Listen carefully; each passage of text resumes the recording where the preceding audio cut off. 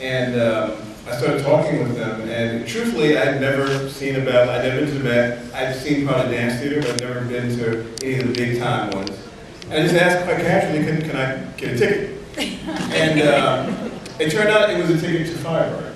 And I walked up, and there's this huge picture of Misty in front of the Met, which was like, oh my God, I'm here at midnight.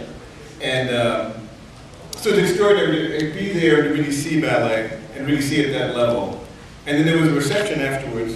And at some point in the evening, you mentioned to me that you were in a great deal of pain. I was like, wow, how does she do that? She's in pain. And I just saw her leap through the air. And then, so as a storyteller, wow, there's a story here. And then sometime in the fall, you had the surgery. And then I met with Gilda and Misty, and they said, we don't know what's going to happen, you don't know what's going to happen. But there's a story here I'd love to be able to document the journey and what happens next.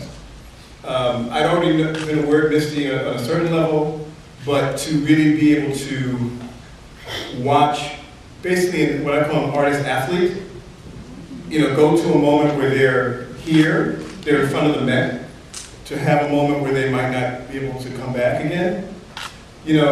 So they took a risk as well, because obviously no one knew what was going to happen. So we started, the first footage we shot was at Steps in the winter. So it just began that journey. And as we followed her, the journey unfolded and she got stronger slowly over the course of a couple of years. And also while she was doing this other phenomenon happened where she did a memoir. In the children's book, and she started becoming a pop figure. Obviously, eventually. So there was this journey that really happened that was quite extraordinary, that we just happened to be lucky enough to catch. And it is extraordinary because the camera is there with every move, and you can sort of just feel the pressure, Misty, and the heartbreak, and the hope, and the exhilaration, and through every step of the way. Tell us a little bit about that injury, because that was pretty significant. I had no idea that you had had that major surgery at that time, and as many of us probably, when we saw you on stage, had no idea what you had been going through. Did you doubt for a second that you might be able to come back and that you'd be standing in those toes that you are right now? I think that's something that almost every dancer experiences is injury, not always to that degree, but you can't really allow yourself to believe that it's going to be the end, or it's going to be the end. And so I didn't allow myself to even imagine that.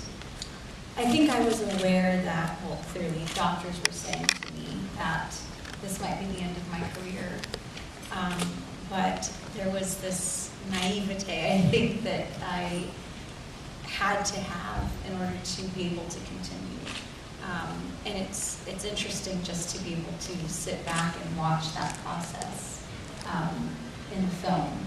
Something that I don't think I was aware of the degree and the magnitude of the fact that it was possible that I could not have gotten back to this point, and I could have never been a principal dancer with the American Ballet Theater. But if I allowed myself mentally to get and emotionally to believe that, physically I don't think I ever would have healed.